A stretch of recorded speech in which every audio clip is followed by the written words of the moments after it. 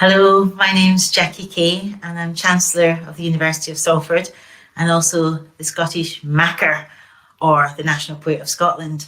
For years I've been coming to Manchester Literature Festival and I really admire the whole festival. I admire its ethos, I admire the way that you support activists and political thinkers as well as writers known and less well known. I admire the way that you support writers in translation. I admire your Manchester sermon. I think the events have a great buzz and energy to them, and I've been at so many over the years. I've loved doing events myself, often with my dear friend Ali Smith. They've been fantastic events. I've also loved attending events like the Manchester Sermon, which have given me food for thought for a very, very long time. But it's upsetting to me that you're in danger now, and I would really love anybody who supports you and literature, new writing and writers around the world to dig a wee bit into your pocket and pay the price of a drink or the price of a theatre ticket or anything that you could actually afford, and go on the website www.manchesterliteraturefestival.co.uk. Cheers.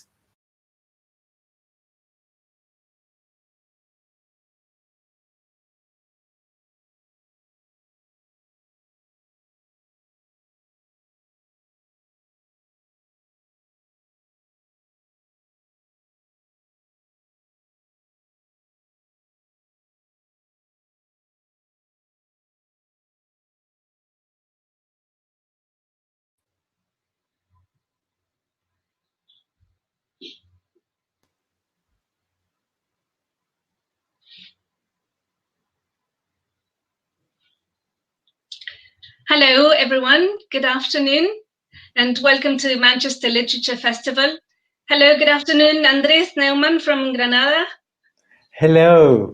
So good to see so you. Delighted to see your face at least. Thank you Yes. for inviting me to you and both to you and the festival, and thank you for the people who has joined us.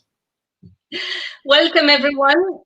Especially, I'm very excited to welcome everybody from all over the world who is able to join us this afternoon, seeing as we are going online this time, this first digital weekend at Manchester Literature Festival.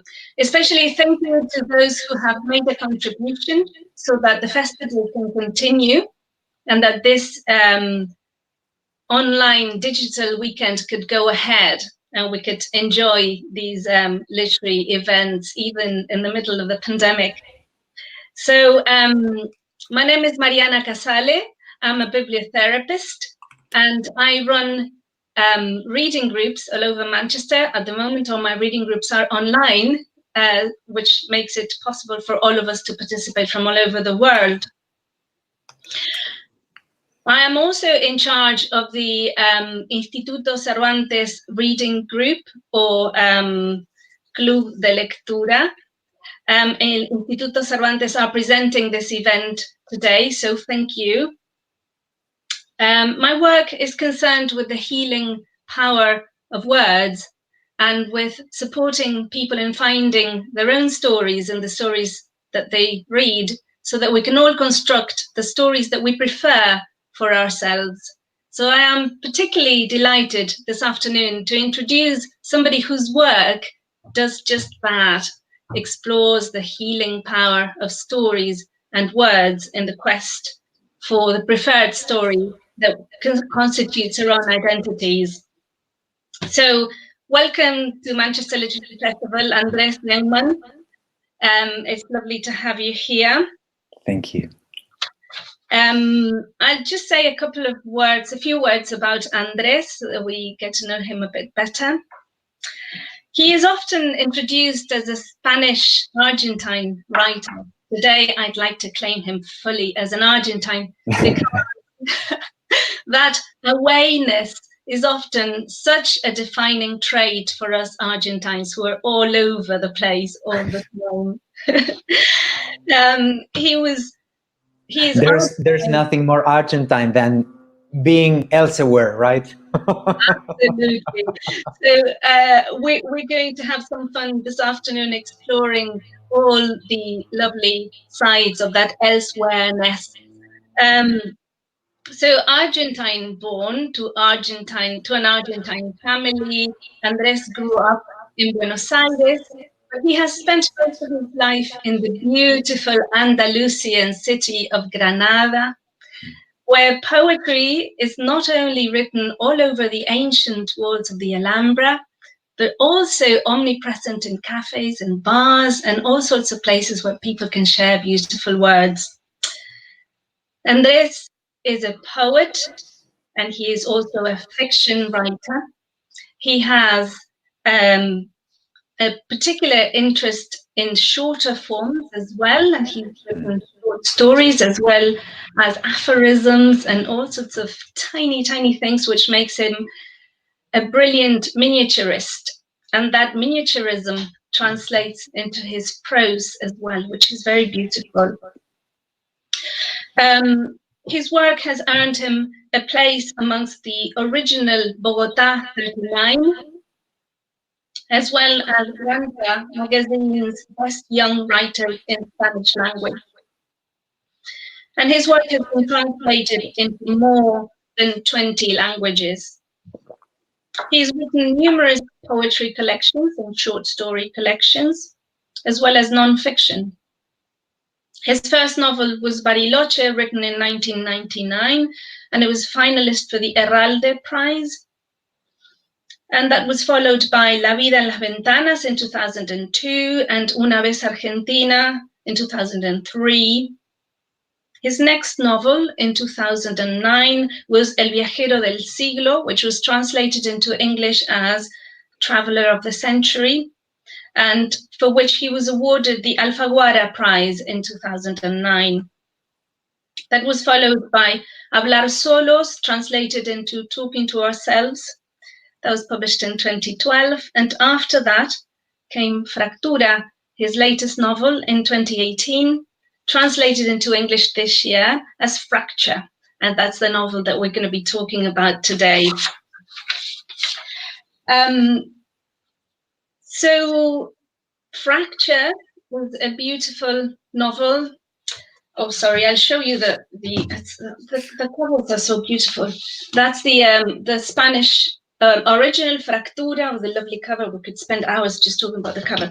And this one, Fracture, the English version that we're going to be discussing today. Fracture traces the story of Yoshi Watanabe, a Japanese man who goes in search of his own identity by getting away from himself and exploring other cultures, languages, and relationships. His story is narrated by other people who help him find what he is about. He's a survivor of the Hiroshima and Nagasaki disaster, and the Fukushima disaster, much later on in history, brings him back to that original trauma. So this is a novel that, inspired by the idea of kintsugi, which is the old Japanese custom of repairing broken objects by emphasizing the brokenness by adding gold to those broken lines, refers to ideas of both individual and collective trauma. Lots to talk about, Andrés, this afternoon. Welcome to the festival. I should stop talking now. No, thank you so much for the introduction. I must say I love the fact that there's a little heart floating above your head, as if you were thinking about love. And going back to Kinzugi, that kind of breaks my heart. But we're gonna repair that heart too. No, thank you very much for providing the context, and thank you very much as well to the Instituto Cervantes for supporting us. You know, yes, definitely the Kinzugi, which is of course a technique to repair pottery, but in the novel is turned as well into a kind of metaphor of the ways in which not only objects, but as well people, relationships, and collective memory can be as well repaired by facing the fact that we were broken, not hiding our cracks, and look into the future without ever denying our past. Because something which really struck me when I read about this kintsugi technique was that when a piece of pottery is repaired with this gold powder, then it can be raised. The price is raised, is more expensive after being repaired. And I thought, well, why are we incapable of looking at the same way people who were wounded, people who were broken, and actually values more life and is that people is more valuable? Why don't we see societies and families and bodies the same way? So I thought, well, it would be delightful to apply this principle to human emotions and not only to objects, and that's how the novel started. That's wonderful. I mean, I should say before we carry on that this is a live event. So thankfully, the audience can come in with their questions. So everybody is welcome. And please do send us your questions and your comments. We would love to make this a wider conversation. I was thinking, Andres, as you were talking about valuing this, this brokenness as sitting on the place of hurt, really. When I was reading this novel, I was thinking, but when was this written? Because really it felt as if you had written it this year.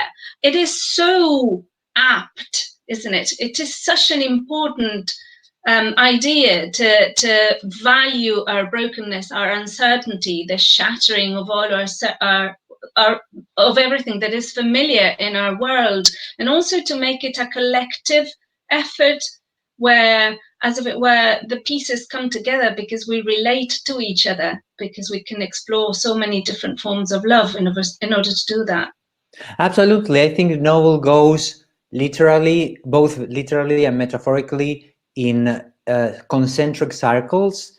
So you've got broken bodies, for example, scars, or one of the female characters who had a breast operation, as so many people happen to do, and because she was ill, I mean, and he has these scars out of the burst of the bomb. So everybody has their own scars, and then their life and their memories, going wider, is as well broken and searching for a kind of reparation. But then the family is broken, and there are links that need to be repaired, and then it's their city of their country, and then it's the world, because when the earthquake in Japan in the 2011 happened, it was the biggest earthquake ever in Japan, and that really speaks volumes of it, because there are all the time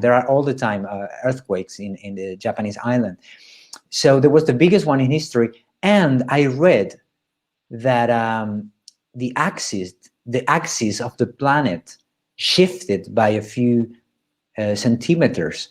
So our planet literally was shaken, moved by this event. And I thought, well, in fact, everything is related, and everything that matters happens everywhere, just like the poet Miłosz said, and that one of the quotations in the novel is, if something exists somewhere, it will exist everywhere.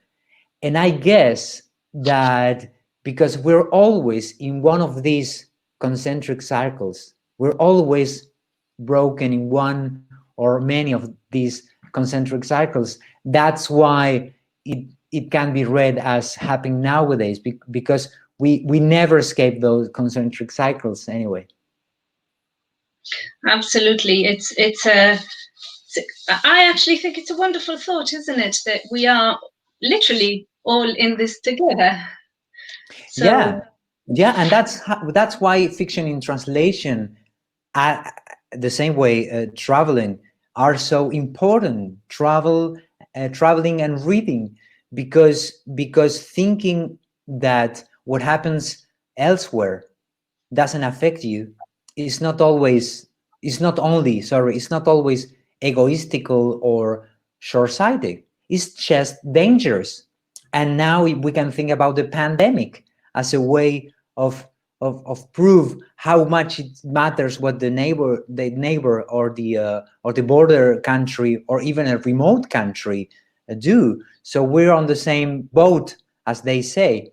And the most important forces that drive our life are borderless: fear, love, desire, money, and energy, which is one of the themes of the novel too. Yes, yes, I'd love to talk about energy, particularly, because I mean, energy manifests itself in the novel in many different ways, doesn't it? In more obvious ways, and then it kind of translates into different manifestations of it. How were you inspired to look at energy? I mean, because often we think about love or passion or that, but energy is a very, very special one, isn't it? It is. I mean, environmentally, sorry about the pronunciation, the environment is a key theme nowadays. And along with the pandemic, there are like two things that we know are going to affect all of us, no matter what we think. But maybe because the very first idea came from the Kinzugi, as I said, as well as the tsunami that came right after the earthquake we just mentioned. And I happened to be living in Paris then, which is one of the cities where the story takes place. The story takes place in Japan, mostly in Tokyo, but as well in Hiroshima and Nagasaki. Then Paris, New York, Buenos Aires, and Madrid. And one of these cities, I mean, I've lived in all those places, or I'm really interested in these places. So I was in Paris in 2011 due to academical reasons, and I saw this mushroom, this atomic mushroom, like everybody else, this horrible atomic accident.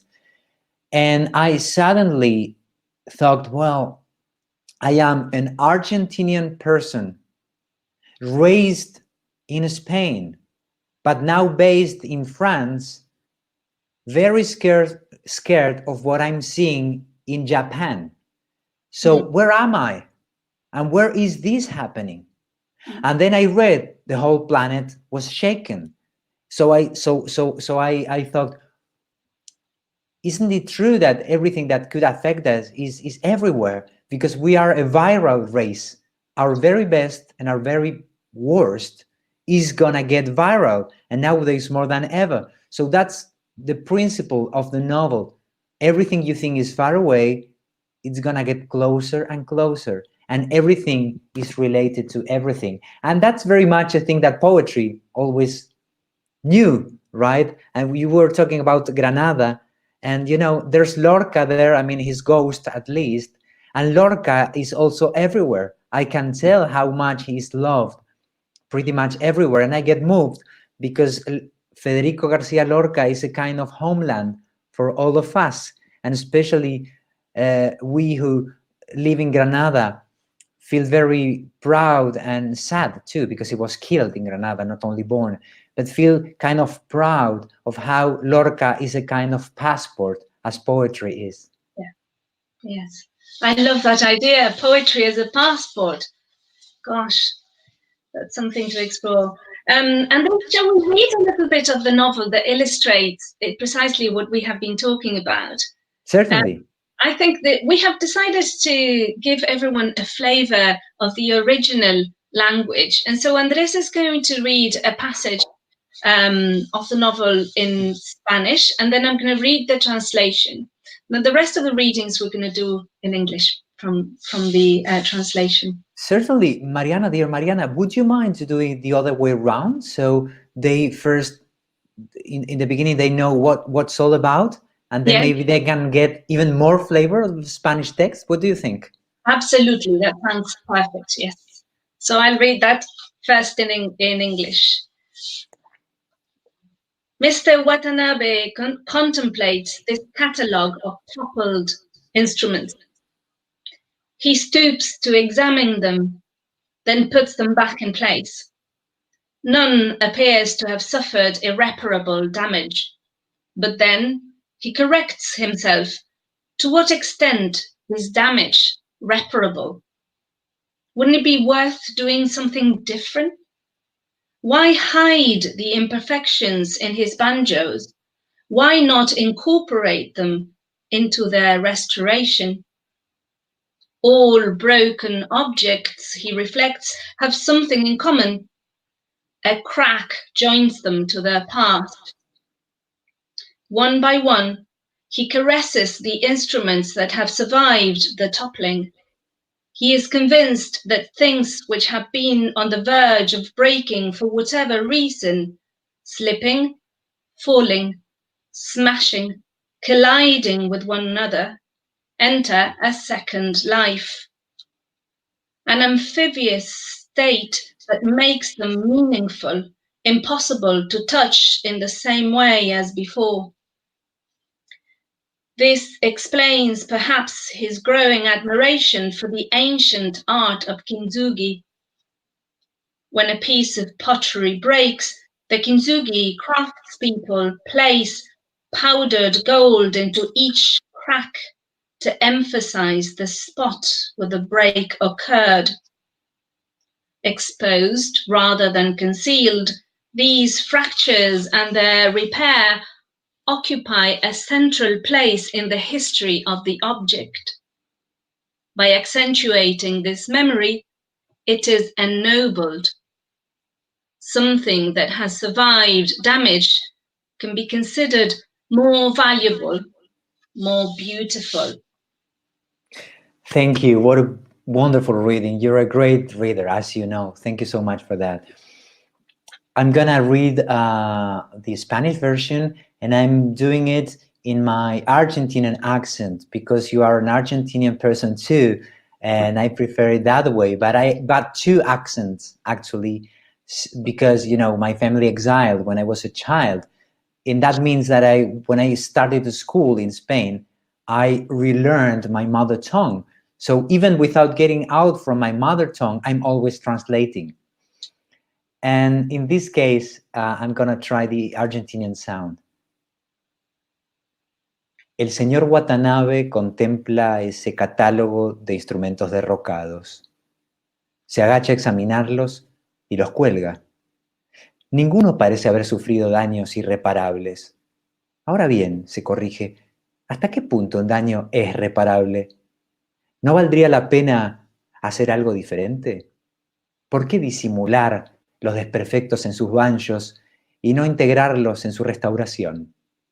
Todas las cosas rotas, piensa, tienen algo en común. Una grieta las une a su pasado. Acaricia uno por uno los instrumentos que se han salvado del desplome. Tiene la convicción de que los objetos que han estado a punto de romperse por cualquier motivo, de resbalar, caer, partirse, chocar con otros, ingresan en una segunda vida, en un estado anfibio que los vuelve significativos, imposibles de tocar, igual que antes. De ahí, quizá, su creciente admiración por el kintsugi. Cuando una cerámica se rompe, los artesanos del Kinzugi insertan polvo de oro en cada grieta, subrayando la parte por donde se quebró. Las fracturas y su reparación quedan expuestas en vez de ocultas y pasan a ocupar un lugar central en la historia del objeto. Poner de manifiesto esa memoria lo ennoblece. Aquello que ha sufrido daños y sobrevivido puede considerarse entonces más valioso, más bello. Oh, that's so beautiful. Thank you, Andrés. It's lovely to hear you reading your own book. We just kind of created a chord, right? Between you and me. That was good. Yes, that's lovely. Yes, that's lovely. I didn't mention the translators of the novel, and Nick Caistor and Lorenza Garcia, I should mention. They are a chord too themselves, and they are a team, you know, they've translated together all of my books, they are like a solid team, because normally when more than one person works in a book, that can be a little tricky. Thank you very much, people. We're really happy you enjoyed the reading. Thank you so much. And I'm glad you like the Argentinian accent too. So when you've got more than one person, that can be tricky. But in this case, first of all, Nick and Lorenza are, really a solid team. They are really close, and they kind of know how the other feels and sounds. But as well, since this novel has more than one voice, that is kind of perfect, because I imagine, we'll never know, but maybe Lorenza, approach it a bit more, the female voices. But then again, Nick lived in Argentina and knows very well the Argentinian culture, that maybe the female Argentinian character was more his task. You'll never know, but they blend together so well, and they did an amazing job. Not because it's me who says it, but everybody who read the novel has emphasized how good the translation is, and I'm really thankful to them, because hey, we're reading their prose, not mine, really. Although it's a dialogue, because I get on with them so well that sometimes when they send me the draft before delivering to the publishing house, I read through all the whole thing, just in case, and do some comments, queries, and everything. And I love so much a few things. I loved so much a few things that I read in their translation, that I went back to the original and I changed it just to fit what they did. So I became my translator's translator, and then the full Borgesian metaphor becomes clear, because you never know who's translating who. Yes. Yes, I love this idea of a global experience, isn't it? Where you incorporate pieces from everywhere to create a beautiful outcome. So I love, there's a lot about language, of course, in the novel, and there's a lot about translating. In fact, one of the characters is an interpreter, isn't she? And of course, this novel occurs across countries, across cultures, across languages. Yeah.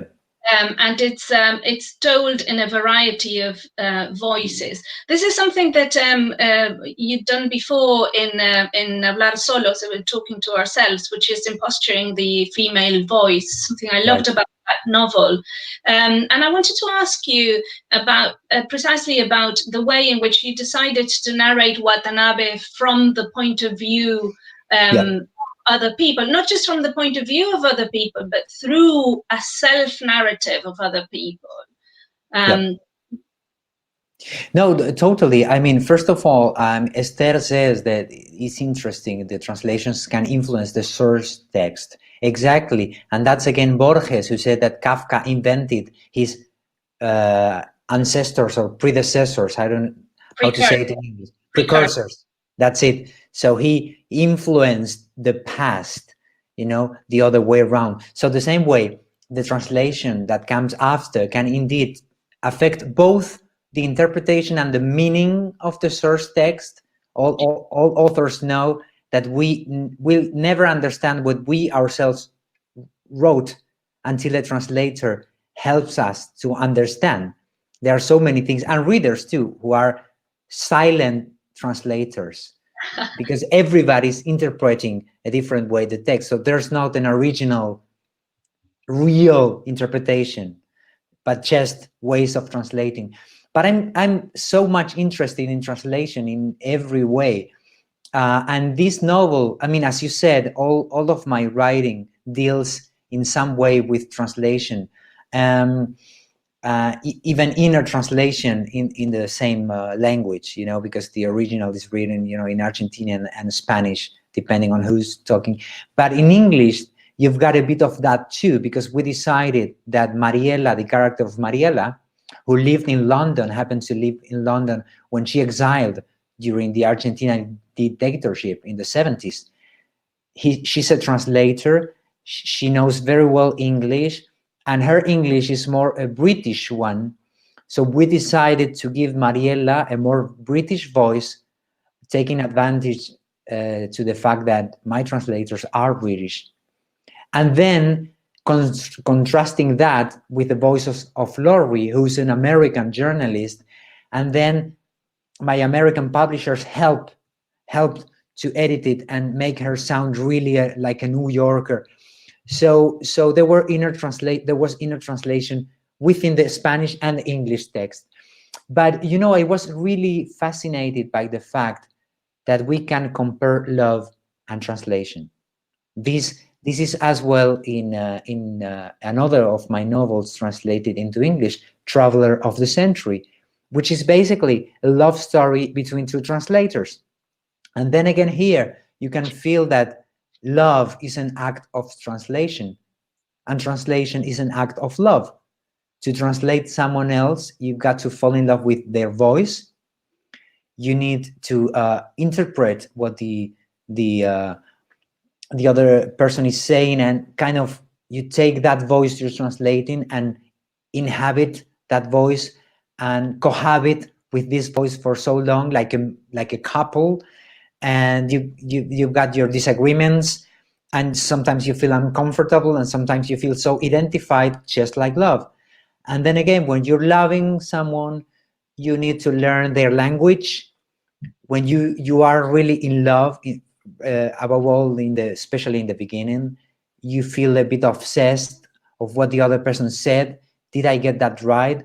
What he or she means? And you get a little crazy about the nuances. Not to mention, the flirting period, when you become an obsessive translator of the small gestures and words of the other person. So and of course, tragically, once you live with that other voice, you're gonna misunderstand it, no matter what you do. So you've got to face the fact that, on the one hand, you really get to know the other voice, and the other hand, there will be like separate languages. So in this novel, that relationship between love and foreign languages is one of the centers of the novel, and one of the characters is actually a translator. And every time Yoshi, the protagonist, arrives to a new place, because he works for a technology company, so he has to move from time to time to a different office of the big company he works for. He learns a new language, like French, English, and then Spanish. And every time he learns a new language, he becomes another person. And he has the chance both to learn many things about a foreign culture, but as well about himself. So the mistakes he makes in foreign languages are so telling about his mother tongue. So his female partners kind of learn about Japanese through his mistakes, and learn about his feelings through his mistakes too. So it's a meditation on how mistakes, both in love and language, can tell much more about ourselves than when we sound or look perfect. Just like Kinzugi. Yes, that's what keeps him going, though, isn't it? That's what keeps the quest going, that he keeps looking and looking for that language that will allow him to sort of speak himself, which is what he is needing to do, isn't it? And that edge of mystery that is always going to be there is what keeps him going. Exactly. I've come to Mr. Watanabe. By the way, Tanya says that absolutely loved How to Travel Without Seeing, which is a travelogue across Latin America. And she says, thank you very much, Tanya, but adds, I lent it to a friend, but I never got it back. Well, that's good and bad, isn't it? I mean, we might think he loved it so much he didn't want to return it, but probably never read it. I mean, your friend never read it. But that's why the only generosity that I don't recommend to show is about lending books. I think it's good to share everything except for books. I prefer to, because I underline my books all the time. Maybe you do so, Mariana, too. So it's not only lending your copy, but your notes, remarks, when you get angry, when you feel identified. So I prefer to, you know, to buy another copy just in case. It's the only thing I don't want to share. Yes, I agree. Sharing a book is like sharing my underwear drawer. You can see absolutely everything in there. Exactly. That's it. Shall we, Andres? Shall we read? Shall we listen to the voices of some of Mr. Watanabe's partners? Certainly. Who are narrating. Andres has asked me to read fragments in the voice of the women in this novel who helped to narrate Mr. Watanabe, the protagonist. So the first one I'm going to read is in the section spoken by Laurie, who is a New Yorker. She's a journalist, and she's one of Mr. Watanabe's relationships. We've become both more understanding and more hypocritical on the subject of age. There's no such thing as an old woman nowadays. No one would dare call us that in public. We're all young seniors or happily mature, about to conquer our freedom. Go fuck yourself, honey. We're old, period, and proud of it. Well, not entirely. I'd love to be, I don't know, not 20 or anything, that'd be awful, or even 30, but 40-something or 50, definitely. If someone gave me the option, I wouldn't choose to start over. I'd just ask for a second adulthood. God, I'd enjoy it so much better this time round. Of all the extensive and pathetic comments men permit themselves to make about women's bodies, one I particularly despise is how good we look for our age. Not just because no one says this to a man, or even because at this point it's the only flattery I get, but because it doesn't make any sense. Do only women of my generation have an age?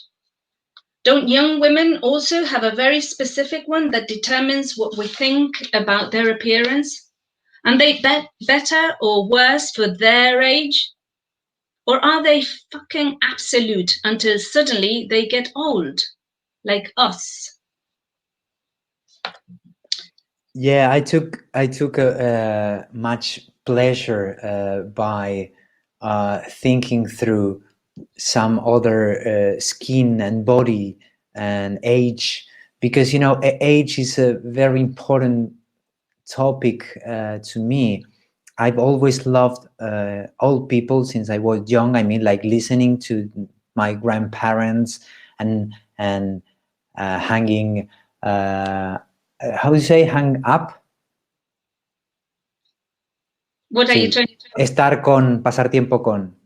Oh, hanging out. Okay, because I always mistake hangover and hang out. So okay, so hanging out and maybe drinking too with old people.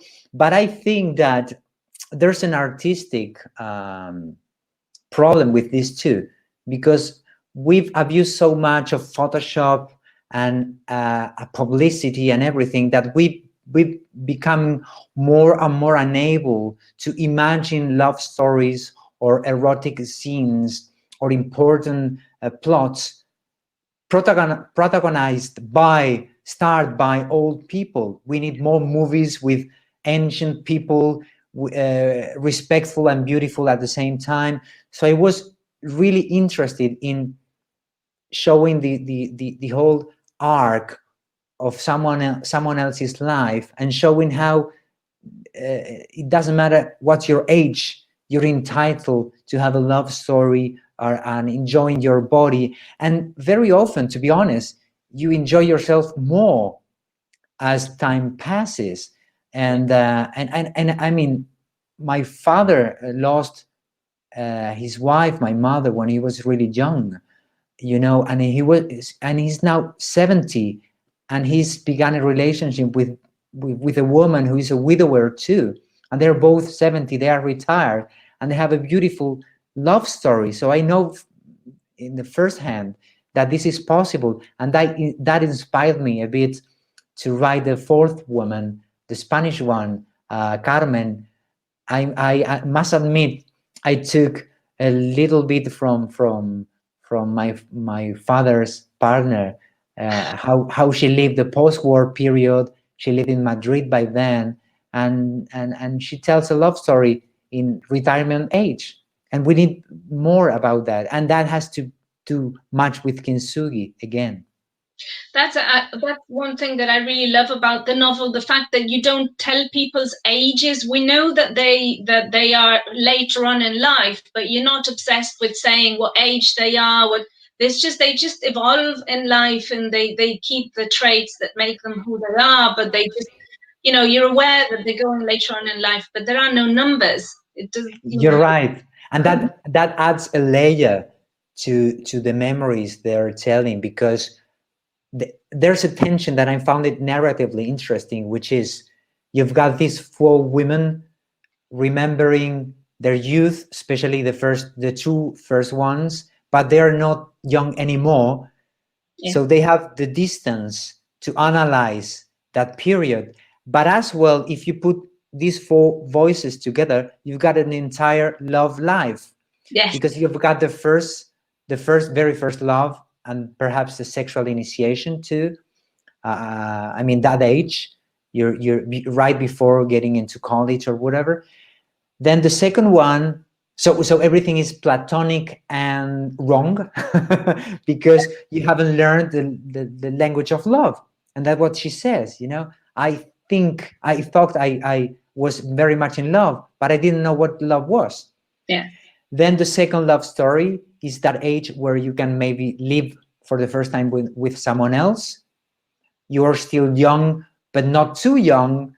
So there's a kind of fulfillment and energy, but maybe you don't have children yet, in case you have someday a child, because Laurie has never a child, because she's against it. Yeah. And the third love story is that age that I find it particularly interesting from the literary point of view, which is the age when you perhaps go to someone else's house, and in that house live some other person who loved your current partner. You get used to another bed, maybe another family, another children who are yours and not yours. So you live with someone else's ghosts too, and you've got to learn to translate those ghosts. And finally, the fourth age, which is the age of growing old together. And you know what? Maybe that's the best part. You never know. So I don't how do you say, overestimate youth at all. Much on the contrary. It was a relief when I stopped being youngest writer ever. Yes, I was thinking that when I introduced you first. I'm thinking, well, I was just still sort of totally anchored in this sort of overestimation of youth. So, in terms of what you were saying, describing Laurie as more going into middle age or more mature love slowly, there's a little passage that you asked me to read about laughter, which is lovely. I'll read that now. That's also in the Laurie section. Okay. Best of all were his roars of laughter whenever we made up.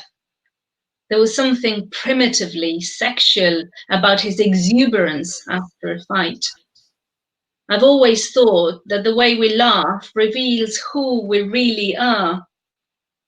We can put on a face or adopt a tone, control our gestures, but it's very difficult to laugh insincerely. I've known laughs that are nervous like their owners, tight-lipped laughs that conceal more than they show, or shrill laughs desperate for attention. Some are strangely long-winded and don't want to end, as if masking pain, while others grow gradually louder as they gain confidence. Some are a single burst that cleaves the air before snapping shut like a knife. Others sound rough because they've been through a lot. None of these describe his laugh, the uniqueness of his laugh. And you never know how it sounds. No, it's really intrigued.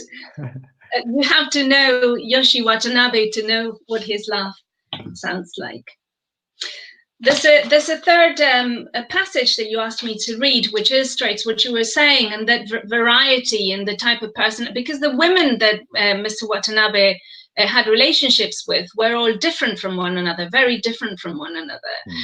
And this passage that I'm going to read now is the Argentine woman who's a translator, and it talks a little bit about other people living in the house and other people coming into the equation, doesn't it?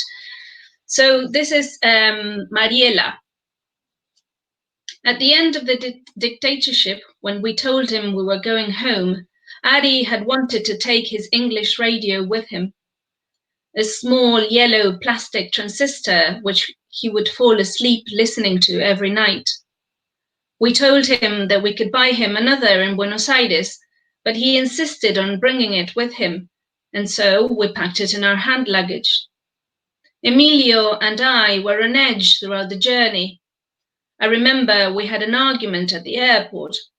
We weren't sure what had messed up our son's life more, leaving or returning home. Ari was totally relaxed during the flight. It was his first long haul, and he kept pointing out the window and asking questions about Argentina. He even fell asleep for a few hours, something neither his dad nor I was capable of doing. No sooner had we landed at Ezeiza than poor Adi turned on his radio and discovered he couldn't find any of his favorite stations. Then he burst into tears and cried all day. He was about 5 years old. I'll never forget that. Yeah, I can relate to that little boy, you know, because even though I've never had a yellow transistor, that sense of foreignness, you and I know it very well. And what I do remember, though, was what happened with my own family exiling process. I remember that when my parents decided to leave the country, and both my brother and me were really not young, but just children. And you know, my mom was a violinist, so he had to go to Spain before to begin her new job. And my father stayed for a bit longer, you know, wrapping up the house and, you know, selling everything very cheap and very quick, almost running away. And I remember that he was very calm, you know, just in control and doing things, taking charge of everything, pretending he was. And then when we got into the plane, he started crying automatically, you know, for hours without saying a word. And when we landed, he stopped crying, and we never thought we never talked about that until many years later. So I really remember how different a plane trip can be according to your age or situation. It's the idea of not being able to tune into the stations in another place. That's remarkable. It's very strong image. And again, it's a metaphor translation, isn't it? It can be read like that, because the little child Ari is still confident, and there's only one language in the world. And when he lands in the foreign country, which happens to be his birth country, but he never knew it because they are exiled when he was a baby, he finds out that there are languages, radio stations, and communication problems. And that's when his childhood finishes, when he understands translation will be a key part in his life. Absolutely, and this self-translation is also important for Yoshi, isn't it? Because when he goes back to Tokyo, of course, he finds himself a foreigner in his own country as well. So this kind of displacement idea of never actually fitting in. Exactly. I mean, I wasn't interested in telling a story of a average Japanese person, because obviously some people can say, why an Argentinian person is talking about Japan? Well, because it's not a Japanese book. It's about foreigners and borders.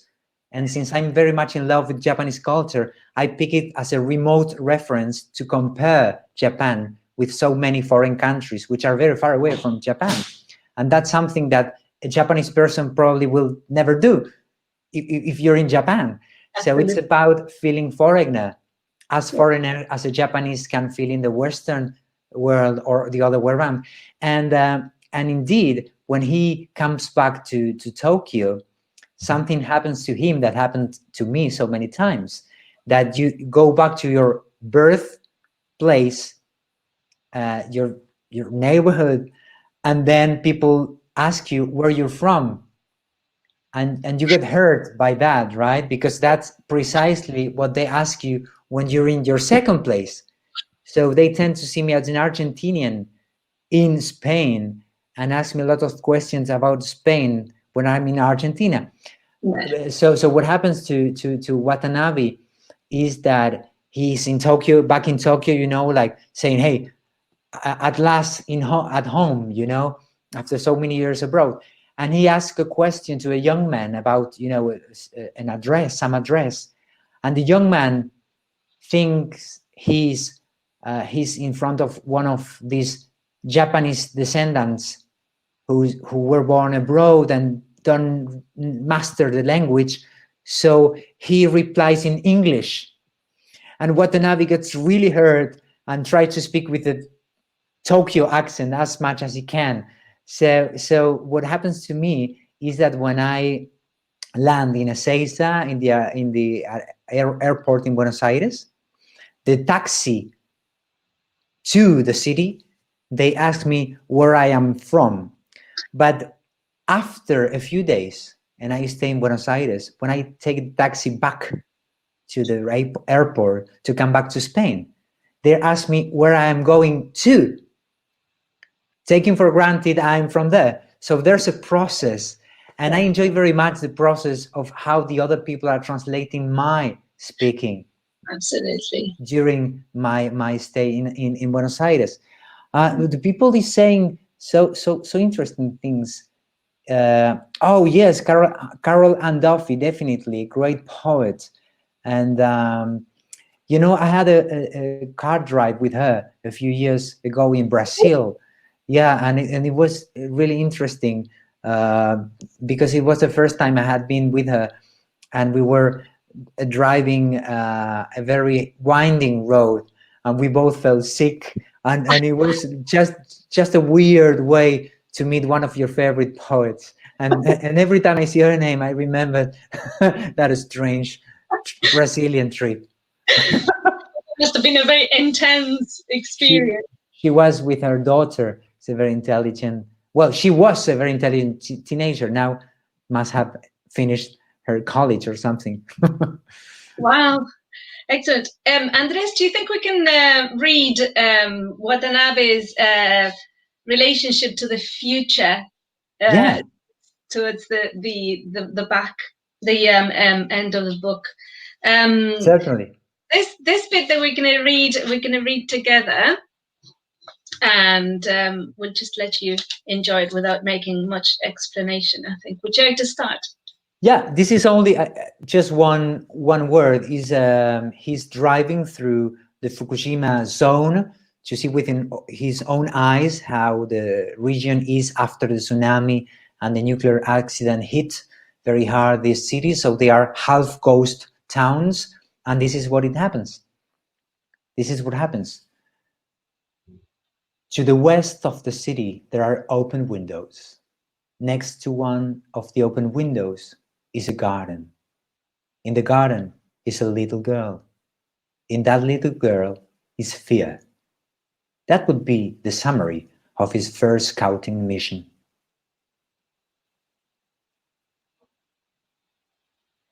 My name is Midori. The little girl says, still making the hoop spin. I imagine so, Mr. Watanabe whispers, smiling. What did you imagine? That your name was Midori? I could tell. She stops spinning grasping the hoop as she looks askance at him. Her disbelief gradually melts before the seriousness of his gaze. What's your daughter's name? I don't have any children. Really? If we all had children, there would be too many people. Here there aren't too many people. There aren't enough children. My best friend isn't here. And where has she gone? I don't know. She went away with her parents. At school, they say she's coming back soon. And what do your parents say? Why did they stay? I don't know. Dad and Mum say there's nothing dangerous here, and if Dad and Mum say that, it's because there's no danger. Mr. Watanabe contemplates her in silence. That's right, isn't it? Isn't it? He smiles. Her doubts dispelled, the hoop starts to spin more energetically than before. At the far end of the garden, a curtain is quickly drawn. Thank you. Thank you, Midori. You're such a nice little girl suddenly. You know what? I remembered that when they were translating this passage, we mischievously used the word energetically just to link with the energy issues that the novel addresses. And I remember that suddenly when I heard that word in English. Shall we let some questions in just in case? What do you think? Yes, I think we have a couple of minutes, and it would be lovely to welcome the rush of energy from other people. Let's have a look. Yep. Pedro Eusebio asks, how was the process of building the female voices that populate the novel Fracture? Well, that's a really interesting and important question. It is hard because, patriarchy is dangerous, but at the same time, I remember what Rebecca Solnit had to say about fiction, which is a way of crossing your cultural, social, or gender boundaries. So I find it very exciting and scary to become some other person, or in this case, a woman. And of course, I ask all of my female friends help, to make sure that I wasn't making too many mistakes. And there's always a collective process, but at the same time, sometimes you can be more sincere changing your age or gender because you feel so clearly that you're someone else that you can use it as a filter, using some distance to look at yourself better. So sometimes when that nowadays we insist too much, I think sometimes it's your own identity, and we don't realize that what we call identity sometimes is just a box. You're educated to think about yourself in a certain way, and only becoming someone else, you can see you better. That's what translation is about. And there's another question about the translating process, right? Yes, it says translators play a very important role in transporting literature from one language to another. Can you please tell us a little about it, how you collaborate with translators? Certainly. I will very shortly go to all of them so we can allow everybody to drop their questions. Depending on who's translating and the language, if there's a translator who doesn't want me to get involved, I will never drop a line, ask a question. So it's up to the translator. Some of them prefer to not to engage with the author because we're horrible people. So I understand that. The ones who are not dead, who are the nicest ones. Some of them, prefer to ask you many questions, but only when they finished. And other ones prefer to ask you questions during the process. So I follow their rhythm.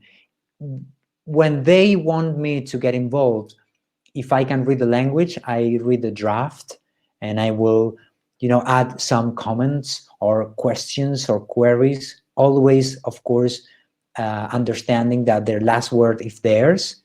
And with some of them, I'll never read the draft, maybe because I don't speak the language or because they don't want to.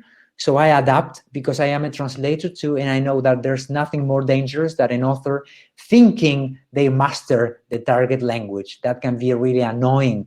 So I try to help without being an obstacle. What else? So something that puzzles me a bit, but I've grown used to, is that in the UK, there's always a literature and translation section when discussed in cultural supplements.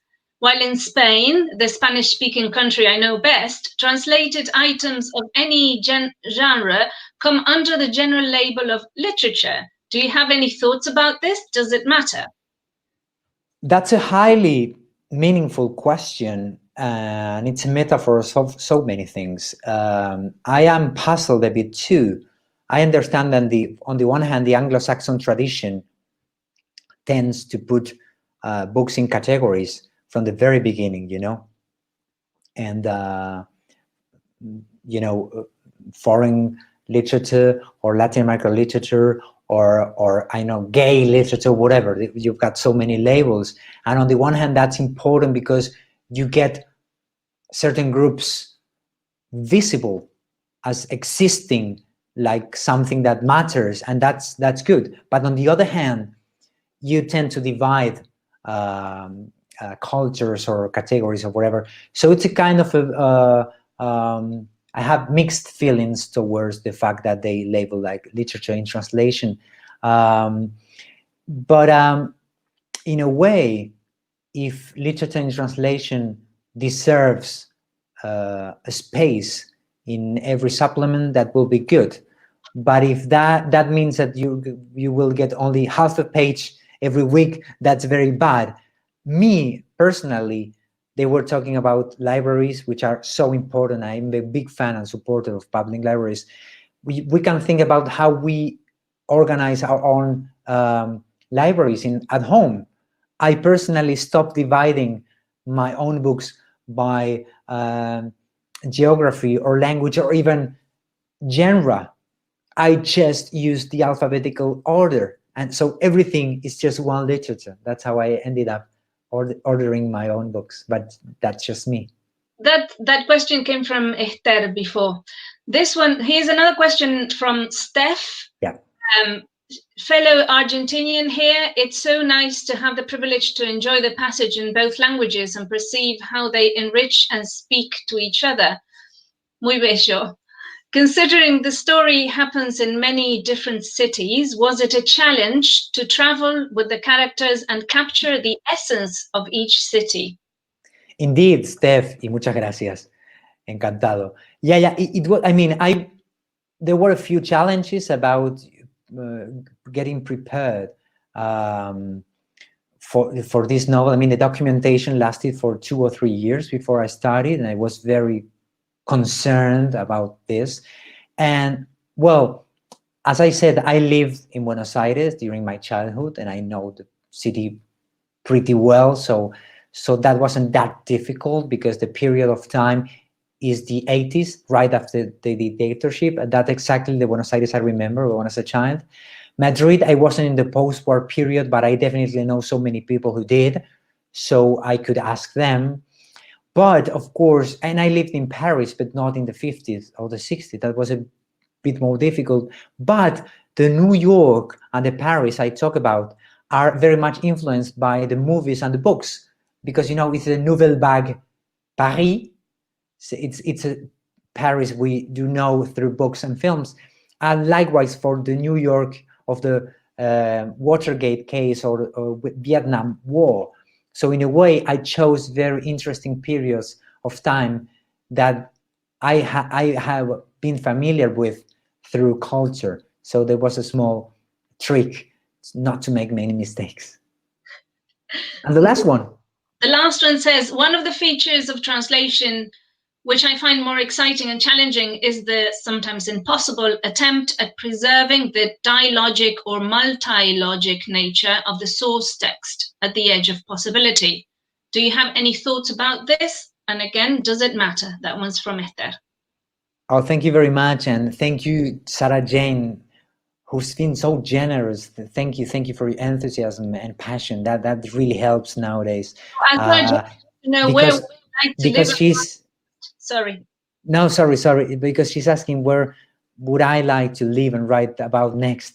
I'm gonna go there to finish, but you know, yeah, the voices are so important, and in translation, that's really difficult, in my opinion, to keep the different layers of language. It's very important to accept that you've got to change problems. For instance, as I said, in the original, you've got the Argentinian and the Spanish voice. You cannot keep that in English, but we chose to emphasize the differences between the English that Mariela speaks because she lived in London and the English, the American English of Laurie. So my American publishers edited a lot to make her sound more American. So you've got to change tools to make sure that even though you cannot reproduce the differences in style the same way I did, you can choose another differences or resources. And that's very important in translation, I think, changing problems instead of reproducing the original problems. And finally, Sarah Jane, oddly enough, you know, after so many years living in Spain and having written not many stories taking place in Spain, I am writing a novel that takes place in Spain. So it took me half of my life to arrive where I actually am. That says a lot about displacement. And by the way, Esther, okay, so you were talking about the meanings. Yeah, definitely, yes. Well, you know what? When you're trying to be ambiguous, and then the translator needs to choose one meaning, just one of the possibilities, that makes you sound clearer and more precise. And sometimes you lose layers. But again, if you cannot reproduce different meanings in one sentence, maybe you will add layers in a new sentence. And sometimes when I read the translation, I try to add some layers to the new language. So it's not a mirror, but a comparison between the possibilities of every language. That I think is very important. For example, when you translate poetry, I'm gonna give you just one small example. I was trying to translate a poem from the English, and the poem was by Owen Shears, the Welsh poet, and he was telling about a story about the different places where the trees were planted in the family, you know, in the countryside, the north, the south, the west, and the east was missing. And there was supposed to be a metaphor of how the ancestors, you know, plants trees for you to discover them later when they're dead. And it was a very moving meditation of inheriting memory through roots, both family and trees. And there was the east pending, you know, and now you've got the east. And then I realized that in Spanish, east is este, and este in Spanish means both east and this. So este, the translation, added a layer because I could say east and this with the same word. And I was so happy to find this because I had been losing a few word games or suggestions from the original, and I felt that it was just justice to recover them by accident in the target language. Oh, that's a lovely story. Andres, to finish, I'm going to surprise you with a question. You don't have to answer if you don't want to, but can you, do you have a favorite haiku that you can recite? A favorite what? A haiku. Oh my God. Yes, certainly. I love that genre, you know, and I think it sounds so modern nowadays that we're so visual in a way, and it's so compressed and visual. So I love that genre. I cannot say it in English, but we can try to translate. Rather than saying it, I'm gonna describe it. It's a very famous haiku which talks about someone who thinks they're witnessing the miracle of a leaf coming back to the tree, and then suddenly they realize it's just a butterfly. And I find it so moving about the cycle of life and the mirages of time. That's beautiful. Thank you, Andrés. So Fracture is published by Granta this year. And this is the lovely cover. Andrés, I would spend hours talking to you. It's always such a pleasure to talk to you. Thank you so much for having come to Manchester Literature Festival from your home in Granada. It was an absolute pleasure and a treat to talk to you. It was for me too. I need to do this, you know, just to be like you. I want to be like you. Thank you very much. I mean, you're best of interlocutors, and you're such a translating person too. And I'm really thankful because this dialogue went well, thanks to you and all the people that were involved. Thank you so much for being there. And you know, I appreciate so much the fact that, I mean, my book tour was canceled everywhere in the English realm, and these kind of things make me feel that even though the book tour is not possible, feeling close to what appears to be remote still makes sense. Absolute sense. Absolute sense. Just fitting for your novel. Indeed. Thank you very much. Thank you very much, everyone. Thank you, Hope people. to see you soon. Bye, everyone.